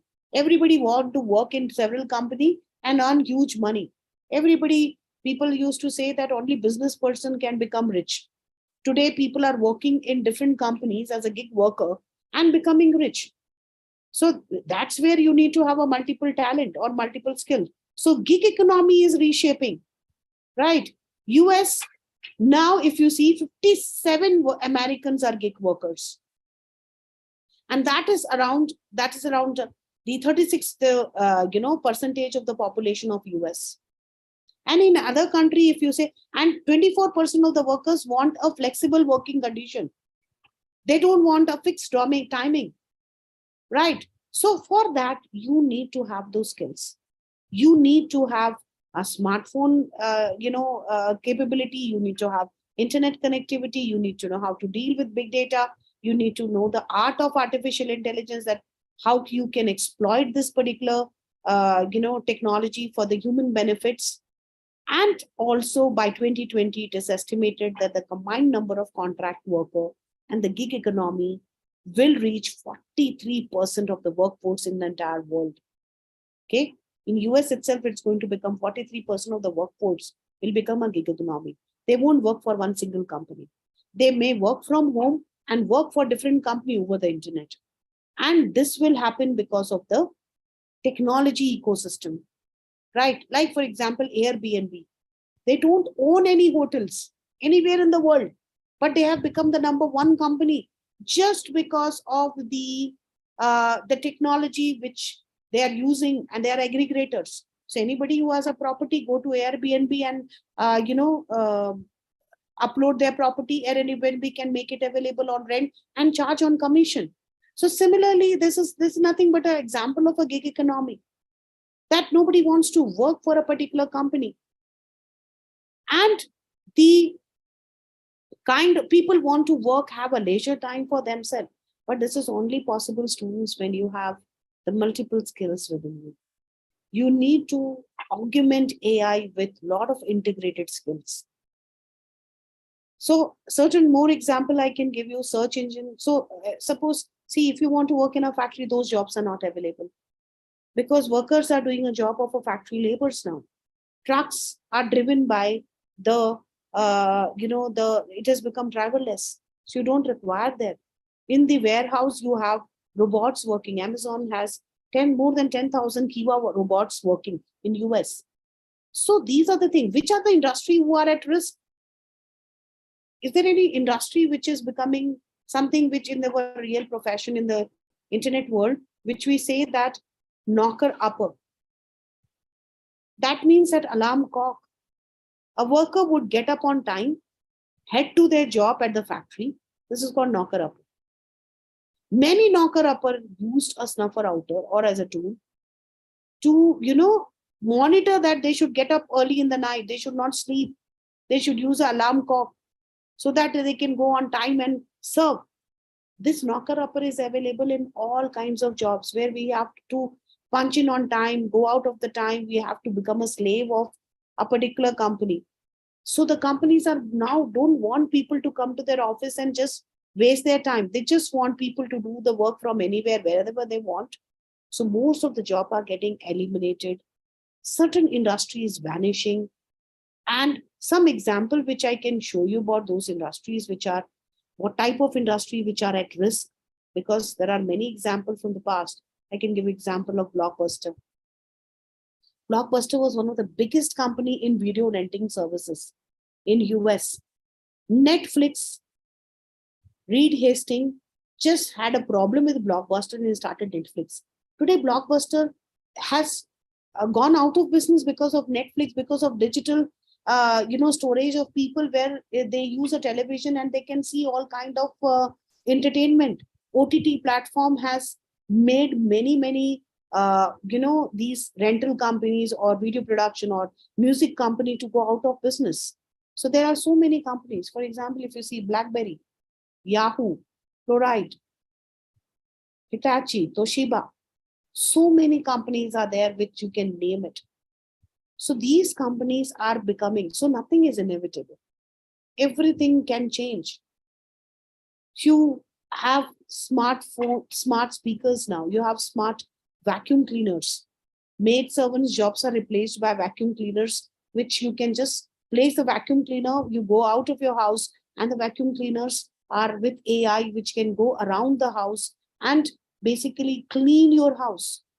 So we will be doing this particular session called robotic process automation, RPA, in a further session where we will learn that what are the major application of AI. So students, I will stop here and I will give you a chance to ask me any questions, because today I just touched upon that. What are the skills which you require basically to look into the future of work, how the future of work look like, and how you can prepare yourself. What I basically try to tell you and summarize in this particular session is that today, developing skills, knowledge, learning a particular skill or knowledge is not enough. Today, the company is looking beyond that. The company wants somebody with experience. Now, everybody says the company also know that students, where will they get experience? Okay, fine. They might have done some internship. But without internship, you can gain experience by working on project. So more emphasis on projects. So my session will be based more on how do you apply that knowledge into projects? How do you develop certain applications? And for that, you also need to connect the world of work, where you need to see how the technology which you are learning is applied in the world of work, how they are using AI or IoT or anything to develop products, services, or anything, whatever we visualize, how the world of work is changing, what is a new trend. And we will take up the cases and see those cases, that how AI, cybersecurity, IoT, in web development also, what is the new tools which have come in the market, how do we use that, what does a company want from you, apart from the degree or certificate, do you know how to apply that particular knowledge into application? All these we are going to talk about it. So now I will leave this particular session for question. You can just ask question with on the chat box, or if you are allowed to, speak, you can do that. Okay, let me read some 3D virtual world. How do you see AI helping civil engineering and structural engineering? Any insight on that? So this is, who is this person? Can you just write your name, because it would be better if you name yourself in the, when you're going somewhere, please name yourself. So what happens basically, it is better that I should talk to a person rather than to a particular fancy name which you are giving me. So somebody asked about how AI is helping in civil engineering. So according to me, AI is basically used to track in civil engineering the real-time interaction between machine, the person, job site, supervisors, potential safety hazards, what kind of safety problems are happening, what kind of, for example, in real estate, what kind of construction error, how much time a particular project will take to get complete, what are the concerns a particular company has. In structural engineering also, you can say that most of the time it helps in minimizing the time consuming jobs, like in lab, or maybe a field testing, maybe something related to designing parameters. A lot of uncertainties which involves around a lot of engineering problem, whether it's structural or it is civil engineering. One of the example which I was reading in one of the article long time back, okay, was about something in seismic, thing, where when they get a data, and how do they determine that whether a particular place or a particular thing cannot work, because most of the time when you see that and you hear a news about a big tall building falling, or there is a problem because, so now the AI and all these technology are able to predict with the kind of a data which they get about the soil, the ground, everything, the construction material and everything, that what will be the life of a particular, building, how long. So there are a lot of problems which civil engineering, is facing. So classical civil, these kinds of artificial intelligence can actually solve those kinds of problems because AI is always meant for solving problems. So AI can target all these class of problem by capturing the human intelligence and building it into the form of machines to do prediction about any kind of problem in the future. So engineering problem can be solved using AI.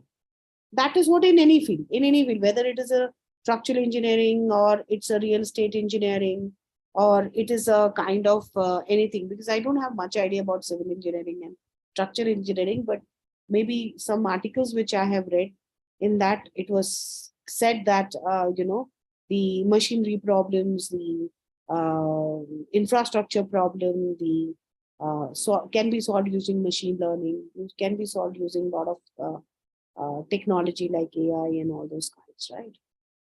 Any other question? Okay, so let me see here. Soumya here. Okay, Soumya. Ma'am, Sri Lakshmi here, as you said before, AI is replacing many human powers by robots. What will be the future where people experience with unemployment and job opportunity? And also as the technology develop, it might affect the environment. So what do you say about that? See, Sri Lakshmi, it's a very good question. Let me first focus about the environment. In business, we have a term which recently we are doing a conference also on that, and it's a term called the business is should be inclusive. The business not should think about development in terms of developing the profitability, terms of gaining profitability, but it should also look upon the ecosystem in which it is evolving. The ecosystem also involve the environment. So today the government has become very active. The companies are becoming active. There are certain countries which are saying that we use some terminologies called green technology. The green technology doesn't mean that you're making technology from plants. Means that a technology which should develop in certain ways so that it eliminate the harmful effect of that technology on the environment, whether it's human being, it's animals, or it's plants, or any of the ecosystem in the nature. So that's one thing. Regarding unemployment, that's a question mark. That's a debatable issue. Everybody talks about the unemployment. Let me tell you, the routine job will be taken over by the technology, by the robots, but new kinds of job. Ultimately, who's going to build robot? We. Ultimately, who's going to control robots? We. Ultimately, who's going to develop new skills in robots? And robots need people, need somebody to develop them, to maintain them, to create them. Creativity, innovation. There are a lot of jobs which will be there. Software developer jobs, content developer jobs, creativity jobs, UX designer jobs. There are a lot of 20 billion new kinds of jobs will evolve. But traditional job will not exist. So if you are aiming to work in a bank, in a customer service representative, or being a something else, you are going in a wrong direction. You have to develop skills to be yourself a future ready. So there are a lot of new jobs which are evolving. I have seen a lot of new jobs for which students have been recruited in the campus recruitment. There's a retention management job in HR, which I've never seen in my lifetime. That there are people who are retaining you. Data analyst jobs are there. Then you have a job of web UX designers, website creativity jobs, because creativity is something which human being can do, but it is a talent. You can't develop talent in machines, right? The machine can do certain tasks depending on the expertise you build in the machine. Okay, or may a little go beyond that. But more than that, you can't do anything. So there are a lot of things which can be, which will be done by. So 20 billions new jobs have evolved, already evolving. You need to find out that what is the skill required for that. I will suggest all of you should enroll yourself or should have a good account in LinkedIn. LinkedIn is a platform in Microsoft has also, or Microsoft has bought LinkedIn. They have integrated one of the feature in MS Word also using LinkedIn, where you have something called resume assistant. I'm just giving you one. In 2019 Word version, you have a feature called resume assistant. What it does, it suppose you are applying for a job, and the job is about project management in a real estate company. You want to know what skill they want. They may tell you that we want this. So you still want to prepare a best resume so that you are at least called for interview to show your talent. So resume assistant in Word 2019, when you click on that, it opens on a panel, the LinkedIn, and it will use AI to search all the resume of those people who are in the project management and had experience in that. And it summarize that and it give you those kind of thing. And it tell you that these are the most sought after skills and knowledge and experience required to get this job. And you can put that if you have that. You should have it because they will be asking questions. It's not about putting something on the resume just like that. Okay. So Mahadev is saying, hello, ma'am. Manu here. Hello, Manu. What type of project will the interviewer expect from us since most of us are fresher? Yes. Very nice question, Manu. I always tell students that even though you are a fresher, you have a huge opportunity to get a land up in a good job. Don't get, under the impression that I have no experience or I have not done any internship. You can do project while you are learning. And independently, there are a lot of companies also who are offering project in due time. I will tell you, IBM has a platform. Our government has launched a lot of platform for students. I will tell you about that also, where they, give you funds also to do project. You can use that fund. You can develop lot of project, real-time project, and you can show that to the company and tell the company that though I don't have any experience in working in a company, but I have done, at least you all should have done 3 projects. Whether your college have made you do, if your college has not done, don't worry at all. You still have 4 months. It doesn't require much of time to do that. Whatever technology you are learning, please go ahead and do project in that. Make a model, a product prototype at least you can make. I know a student whom I've interacted 1 year back, and he is from a very from a 3-tier city in one of the engineering college. Today, his product is sought after by everybody in the industry. He's developed a small ring, okay, and that ring, I forgot the name of that product. And that particular ring can actually, using that ring, you can control all devices. You can just do like this and you can play a game in your hand. You can increase the volume like this. You have to just wear that ring. You can call a cup to you. Okay. So maybe once I will just find out what was the product name. And today, so many companies are asking him to, you have a patent. I have one patent in my name. We can work on patent. You can patent that. Believe me, students, if you have a research paper, if you have a project, if you have one patent, all of you should have one patent in your name. It will take time. Patent means innovation.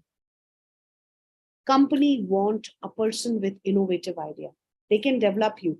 But if you have developed a patent in your name, ample opportunity, nobody can stop you from working anywhere. From whatever college you have done your education, it doesn't matter. You need to sell yourself. For that, you have to make yourself sellable. And for that, do at least 3 projects, which will give you experience. Secondly, at least try to patent. Come out with innovative ideas. We will help you in doing all these kinds. I can help you. I will tell you also how. If you have idea, I can help you in doing the patentship. And also go write research paper, publish it. That also I can help. Okay. So I'm into structural engineering profession and automation, Soumya is saying. And is the structural engineering profession and automation is a recent trend in our stream. Through other streams are much ahead of us. I'm intending to adopt automation to automate mundane tasks. Very good, Soumya. I heard that the library or the resource are vast in Python. How do you see the interpretability of Python, AR, VR with engineering software? Frankly speaking, Soumya, in structural engineering and the civil engineering, I have very less idea. But I will talk to certain professional in this area, and maybe in one of the session, maybe in the next session, I will develop a certain content on it, or maybe I may give you certain kind of help to develop yourself, that how AR, VR can be used and how you can do. I may get a project for you, maybe from a company, or maybe I can give you a project. But for that, I have to research. I have to talk to certain professional. So give me some time. My apology to you, because I'm not expertised in structural engineering. So I have to find out, do research, talk to certain of my contact who are in structural, maybe in IIM or IIT, the friends I have. And I may find out that how in structural engineering you can do a project and you can come out with a new technology solution, and you can patent it, you can sell it, or you can tell a company that I have developed this solution which can do this and which can solve a particular problem in structural engineering. Believe me, Soumya, the company will pick you up like that if you have done some project. So give me some time, I'll come back to you. Okay. Anybody else? Students, see, I like how Soumya, how Sri Lakshmi, all girls, women power, I can see here. So Mahadev, what type of project and interview he asked me. Soumya is very much interested. Somebody read me Note 8, very nice name actually. Okay, is saying, hi ma'am, I am Aisha. Sorry Aisha, I was just trying to joke around. I am in BCom students. I'm a BCom student. Actually, I'm getting difficulty in understanding these topics. I am not understanding, Aisha. Is it like you don't have any experience in technology, or are you a beginner, or are you saying that the sessions are really little tough for you to understand? So if you are a little clear, then we may progress in that function, because see, I know that all of you are from a diverse learning background.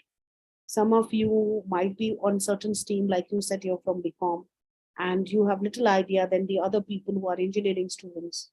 So we have to actually see that even the people like you, or who is in BCom, who have very basic understanding on technology, should understand certain terms. For that, Aisha, you have to help us to come out with a session which can help people like you also. So don't worry, I'm a management teacher, which is nearly have a commerce thing also. I will tell you certain application, business management application, which you can use, which doesn't require engineering background. You can learn AI without coding. You don't have to learn coding. So you'll be learning there, but without coding also, there are a lot of platforms which you can use, and you can still, and all the managers, they are not engineers, right? Is there any particular platform to build a project? Mahadev, there is, all these technology helps you. But we will be, Altaf sir is here in this session. Altaf sir, are you there? Harinakshi ma'am? Yes, ma'am, I'm there. I'm there. Yeah, I'm there. I'm there. So, Altaf sir, will you take a session for them on GitHubs? Yes, ma'am. I can take. Yeah. So maybe, I can talk to the director, Sarit Kumar sir, and ask him to arrange one session, because I think they need to know GitHub before we proceed for all these things, right? So Harinakshi, can you speak to sir? Okay, ma'am. I'll speak to sir and come back. And you can just request him that the student may know this particular repository before they can go ahead with this, because this is going to help them a lot. They may know about various kinds of project and they can share this, project. And he's very good on this, Altaf sir. So maybe they can. So now anything else? Yes. So there is one more query by Sriram Nayak. Can there be an AI building, a new AI building? Yes, obviously. Right. So I'll give you one funny example here. Facebook in 2017 built a lab in that they wanted to develop a chatbots for financial advisor, for companies on investment and all. And these chatbots develop their own language. So instead of interacting in English, they started interacting in their own self-made language. Like that, something they made. The video is available in YouTube. You can see that. And Facebook actually has to shut down. So the machine developing, learning on its own, developing, it can be a threat also. Okay, that's what we talk about. Like parent making children without any human interference. That's very nice thing to say that. Would that be a threat to humankind? What are your views on this? See, any technology can be a threat if it is misused. I have one quote, which is my quote. Technology doesn't create difference in our life. How we use technology creates a difference in our life. If you use technology for the beneficial of human being, it will do. I will take a session on OpenAI, which is a talk of the town now, where the GPT, the generative predefined technologies, where the technology, if it is not used, Elon Musk and all these people who are big IT innovators, they are saying that if technology is not meant or developed for human, benefit, then it can cause a threat, which we see in the movie can become a reality if we are not developing in the right direction, right? But government is there, they're taking, controlling and restricting this development. So Salim Sultan said, "Hi ma'am, my name is Salim Sultan. Somebody student are BA and BCom background can learn the web development source." Yes. And I will tell you, I have taught web development and you can develop a beautiful website. I promise you that all of you will have your own website. Not website in a term, a blog at least. Blog is the starting of a website without codes. That I will help. For coding and all, your teachers are there. That also very, because we are not here to teach you coding and the concept of AI or web development and all those kinds of stuff. But I will definitely take 1 or 2 sessions and those projects will be given, because some previous batch has done wonderful job in that. And you can develop a beautiful, beautiful website without coding. So don't worry about that. We are here to help you. Arun Rai here. Thank you very much for the wonderful session. Thank you, Arun Rai, for interacting. I love this session because there are a lot of students who have interacted. Is there anybody who want to say something, or should we end the session? Because I think it's too much for you, right? It was a wonderful class. Okay. Good evening, ma'am. Myself, Sanath here. As in the past, I heard where 2 chatbots in debate started their conversation in their own language and later it was dismantled, which was conducted by Facebook. Yes, correct. And also in Moscow, there was a machine where machine broke a 7-year child finger while playing chess. So is there any threat to human specimen in the future? Yes. Yesterday, I think when you had the orientation, your director sir was showing you Sophia, which is the most intelligent robot at present made by Hanson Robotic Company. They have made a politician all called Sam. And this politician, they say that in New Zealand is going to fight election also. So machine can develop all kind of capability and overpower human capability. So the question is, are we developing those kinds of machines? Are we making machine develop the tendency to harm human being? Where are we stopping?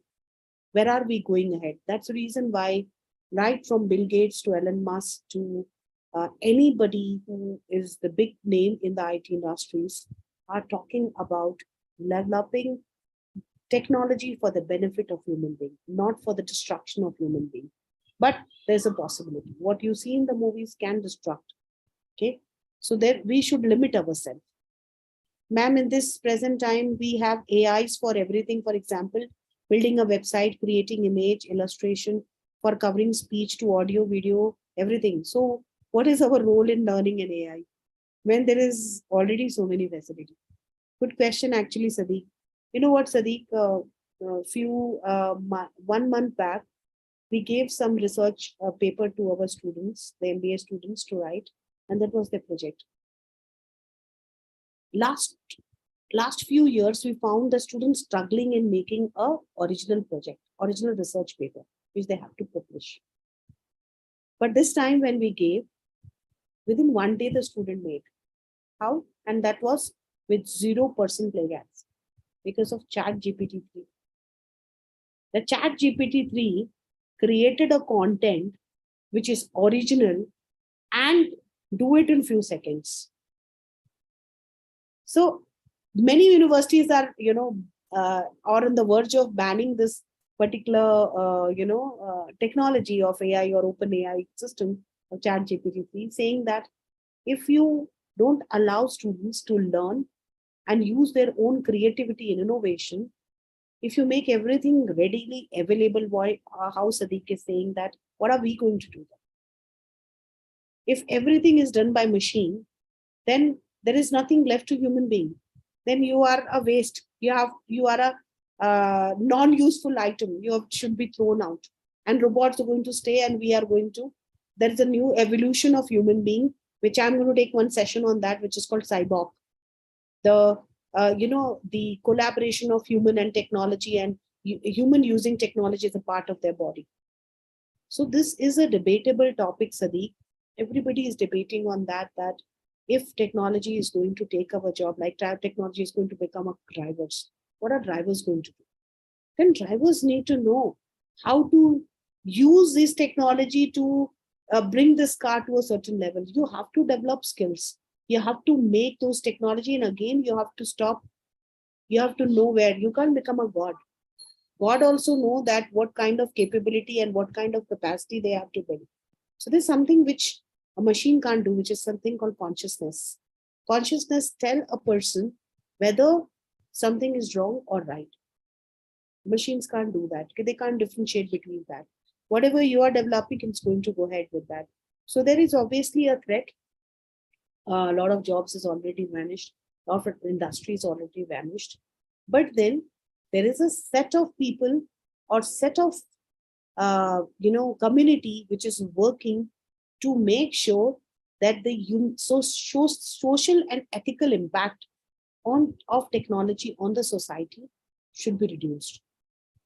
The people who are creating the artificial world should know how this artificial world should benefit human being. It should create more job, a new kind of job for human being, instead of reducing the job for human being. So that's the reason why gig economy word, which I used, is very prominent, right? You should not become the slave of the companies. The company should come to you. For that, you need to have skills. So is there any question, or should I wind off, Karinakshi ma'am? Should I wind off now the session? Oh, okay, madam. Okay, students, I will share my email ID with you. Okay, and you people can so you people can keep on writing to me on this email.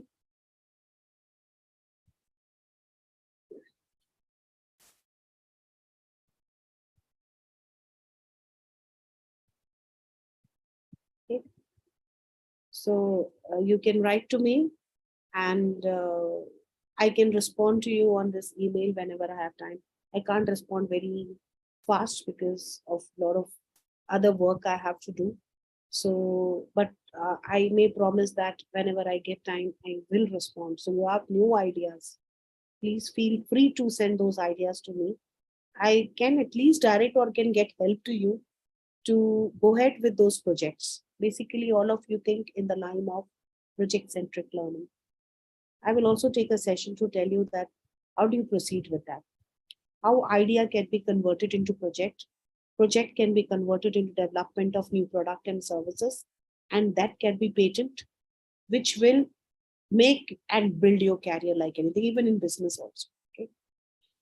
Okay, fine. Then good night. And please make sure that tomorrow, when I'm taking a session tomorrow, I will take a session on AI.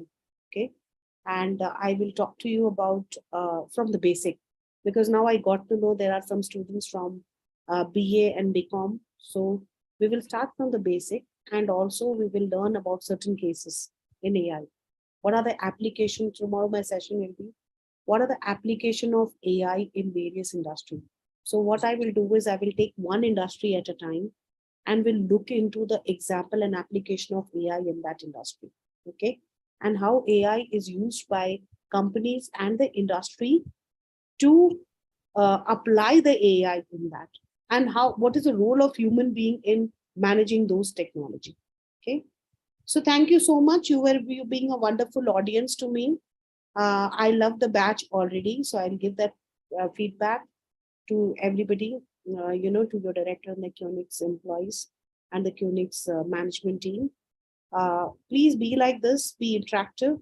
If you are interactive, you can always tell me in one of the session that what kind of session you want. You can always criticize me also. I'm ready for that, because criticization is nothing but helping you in improving. You can tell me, ma'am, you're going very fast. Ma'am, give us more example in this. You can tell me that, ma'am, take a session on this particular topic. Even if I'm not prepared, I will prepare. I'm a teacher. I know how to prepare myself. I will talk to the industry people, find out the information, compile it, study myself, do the research, and come out to help you in those directions. Okay. Thank you so much. So let's leave the session. Thank you, ma'am. Thank you, madam.